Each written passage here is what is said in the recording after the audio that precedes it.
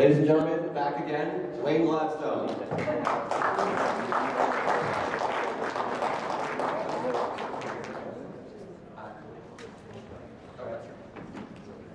Thank you all for coming. I'm Wayne Gladstone from Crack.com. We are very lucky to have with us here today a man who's the star of 2 long-running shows, cultural icon, and the only man who can take Bigfoot in a fight. Please help me welcome Lee Majors.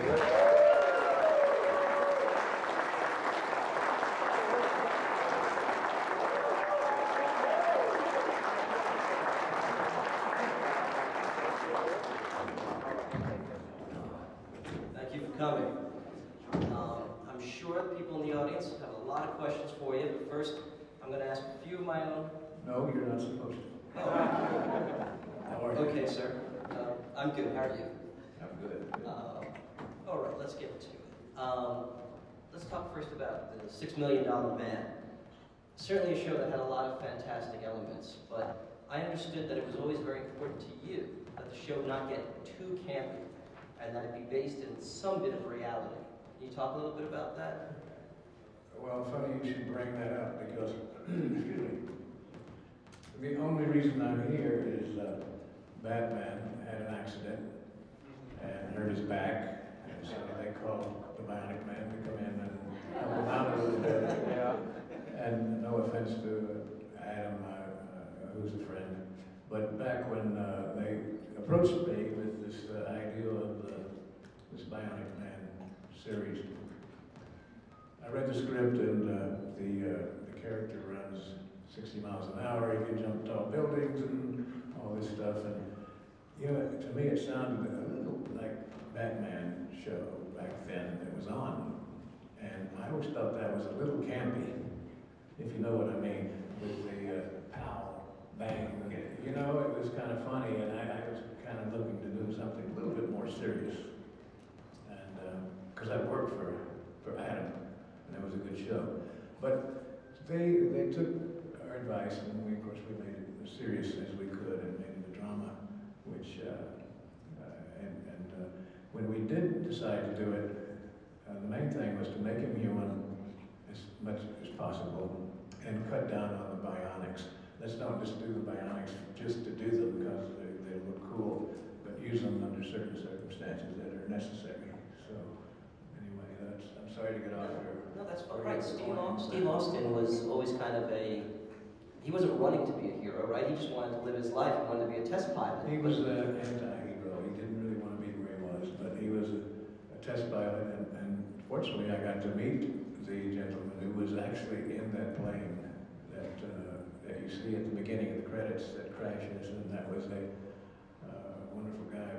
And he walked away from that with hardly any injuries, but he did lose an eye, and I don't know if that's how they decided to do the bionic eye, but he did lose an eye in that accident. So one arm, 2 legs. Both legs. Right. Sometimes people get that wrong and say 1 leg, like that. Then you just be hauling half his well, body. they also get us confused because Lindsay, the bionic woman, had the ear. And you had the eye. And then, of course, I think there was a dog. Now, I heard about the dog. I heard that this is, by the way, is one leg on? Well, let me tell you about what was the name of that dog. They wanted it for your show, right? Well, they came to me and said, "Oh, we've got this great idea. We want to have a bionic dog." And I'm not on my show, you know. You can take that over. Walk that dog over to Lindsay's show. Because they tried everything. We had the bionic boy. Then we tried to do another bionic girl. And this was way after the show was over.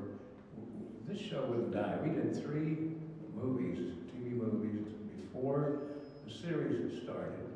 We did a whole bunch of episodes, 100 and something, and then we did 3 more movies afterwards. But they weren't even close together. We did one in '89 and then '94 or something like that. I think the one in '89, and it was in Toronto, and they were trying to make another bionic woman. And the young actress who played that, I remember she made about $2,500 for the whole 2-hour movie, and that was Sandra Bullock. who went on to do other things. And never repaid me for, you know, letting her do that. I haven't gotten any of her movies. But I'm sure you get this question a lot, and everyone talks about sound effects when it comes to $6 Million Man. But what I want to know is, was there like a meeting to discuss how to handle the special effects, or did the first time you see those sound effects, were you just watching it and all of a sudden you're in slow motion with the spring going, yeah? No, there was a lot of discussion on that, especially the running, because the first time that we started to do the running, we did it, they did it in fast motion. And if you've ever seen any of the old Keystone Cop movies where they're going around like that, it looked so ridiculous. It was not to be put on the air. So finally they learned to change the speed of the camera and did it in slow motion. And they found that it gave it, it looked a little more powerful, even though I was really running my butt off. And for a long way. I remember many times, like from this length of this room, the camera would be here and I would be at the end of the wall down there, and they would say, okay, action, and I'd be running. And I'd pass the camera and they'd say, okay, I gotta do it again. Well, the focus fellow, he puts big rocks about every 10 yards down through there, and as I pass those rocks, he just turns that wheel, you know, and keeps me in focus. So about 7 times up on a runway in Northern California, Edwards Air Force Base, at about 120. After about 6 or 7 of those, I said, if you don't get the next one, you're not ever going to get it. So we finally got it. Were you wearing the red tracksuit at the time? Yes, yes. Do you ever feel guilty that as the But wait, only now man? the sounds were put in later, and at the time they sounded pretty cool, because it was the first show that had that kind of sound. Now it feels pretty silly when I go into a restaurant and the waiter's going, by this time, yeah, oh, you want me to get up and run? That's your phone? They have it on their phone rings. You're like the only man who's ever looked good in a red tracksuit, like in the history of mankind. Do you feel bad or guilty sometimes that you inspire the 70s? You see this new show, Cheers? I know, what is that show? That Jane Lynch, Glee. Now Glee. Well, still the only man. Jane Lynch in the show, she wears a red tracksuit. That's true. I think she got that from me. She's trying to be tough. I'm gonna open up the floor to questions in a second. But before, if you're gonna have to, I've never asked anyone for an autograph. I've never bugged any celebrity I've met in person. But I have to ask a cheesy thing of you. My favorite episode of $6 Million Man would be the one where your character, Steve Austin, battles Major Sloan, punches him in the face, and finds out he's a robot. His face flies off.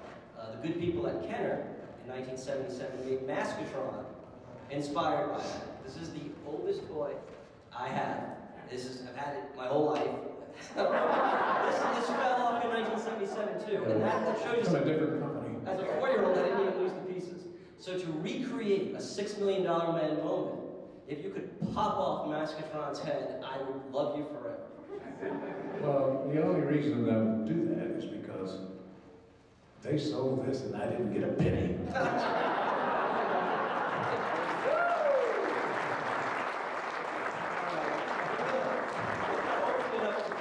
Take that.